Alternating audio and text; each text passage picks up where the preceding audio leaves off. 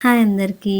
ఉదయం ఎలాంటి హడావిడి లేకుండా హెల్తీగా చేసుకునే పోహా రెసిపీని ఈ రకంగా చేసేద్దాం. ఇప్పుడు ఒక గిన్నెని తీసుకొని ఇందులోకి 2 కప్పుల దాకా అటుకులను వేసి 2 సార్లు అయితే శుభ్రంగా కడిగి పక్కన పెట్టుకోవాలి. ఇప్పుడు దీని తయారీ కోసం ఒక పెద్ద సైజు ఉల్లిపాయ, 2, 3 పచ్చిమిరపకాయలు, ఒక నిమ్మకాయ, కరివేపాకు, కొత్తిమీరని తీసి చిన్న చిన్న ముక్కలుగా కట్ చేసి పక్కన పెట్టుకోవాలి.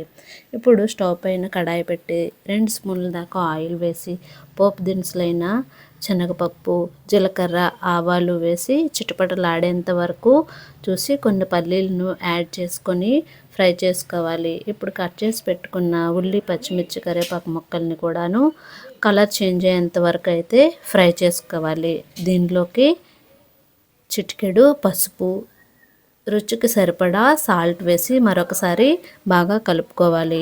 ఇప్పుడు దీనిలోకి కడిగి పక్కన పెట్టుకున్న అటుకులను వేసి మరొకసారి మొత్తం అంతా కలిసేలాగా కలిపి పెట్టుకున్నాక నిమ్మరసాన్ని అయితే యాడ్ చేసి మరొకసారి మొత్తం అంతా కలిసేలా బాగా కలుపుకోవాలి. చివరిలో కొత్తిమీరతో గార్నిష్ చేసుకుని సర్వింగ్ బౌల్లోకి తీసుకోవడమే.